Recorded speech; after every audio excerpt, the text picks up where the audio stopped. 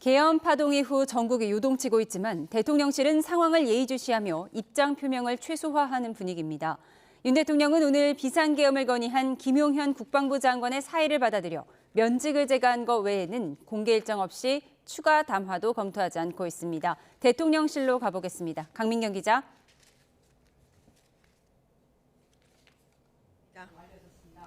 네, 윤 대통령 입장 표명이 있을 거라는 예상도 있었는데 일단 오늘은 아무런 입장도 내지 않은 거죠?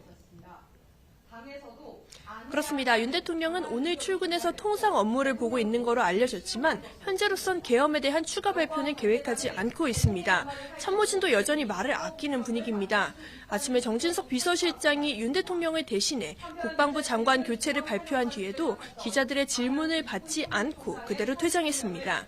한 참모는 윤 대통령 탄핵소추안 표결을 앞둔 국회 등 전국의 흐름을 좀 봐야 대통령이 회견이든 담화든 입장을 낼 수 있을 거라고 분위기를 전했는데요. 국회의 탄핵안 표결 분위기와 여권 내부의 상황 등을 지켜보면서 입장 표명 시기를 저울질하고 있는 것으로 보입니다. 네, 아직은 침묵하고 있는 셈인데 그래도 비상계엄을 건의한 것으로 알려진 김용현 국방부 장관에 대한 면직 처리는 신속하게 이루어졌네요. 그렇습니다. 윤 대통령은 어제 사의를 표명한 김용현 국방부 장관의 면직을 제거했습니다. 신임 장관 후보자로 육사 41기이자 예비역 육군 대장 출신인 최병혁 사우디아라비아 대사를 지명했습니다. 정 비서실장의 설명 들어보시겠습니다. 헌신적 자세로 임무를 완수하고 규정을 준수하는 원칙주의자로 장관에게 직언할 수 있는 소신도 겸비하여 군 내부에서 두터운 신망을 받고 있습니다.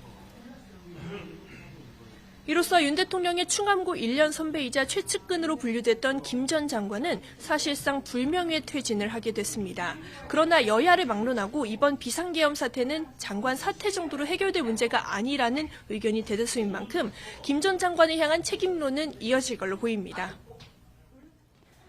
네, 이런 가운데 윤 대통령이 계엄을 선포한 이유가 여권을 통해서 조금씩 공개되는 듯합니다. 대통령실의 비공식 해명으로도 볼 수 있는데 어떤 내용이 포함됐습니까? 네, YTN이 접촉한 여권 관계자들은 윤석열 대통령의 계엄 선포가 경고성이었고 합법적으로 이루어졌다는 점을 강조했습니다. 지금의 국회 상황을 국정 마비로 간주하고 이를 정상적으로 회복하기 위해서 헌법 수호자로서 불가피한 결정을 내렸다는 겁니다.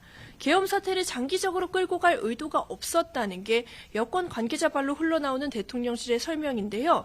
계엄군이 국회의원들의 국회 출입도 통제하지 않았고 계엄 해제 요구안이 가결됐을 때는 즉각 철수했다는 점을 근거로 내세우고 있다고 전했습니다. 대통령실 안팎에서는 계엄 선포가 합법적으로 이루어진 만큼 혹시 탄핵안이 국회를 통과해 헌재에서 탄핵 심판 절차가 진행되더라도 법리 다툼에서 크게 불리하지 않을 거란 기류가 읽힙니다. 여권 소장파가 주장하는 질서 있는 퇴진이나 야권이 공개 요구한 하야 등의 조치도 검토하지 않는 듯합니다. 윤 대통령은 어제 용산에서 열린 당정대 회의에서도 민주당의 폭거를 막기 위해 비상계엄을 선포한 거고 자신은 잘못한 게 없다는 취지의 발언을 한 걸로 알려졌는데요.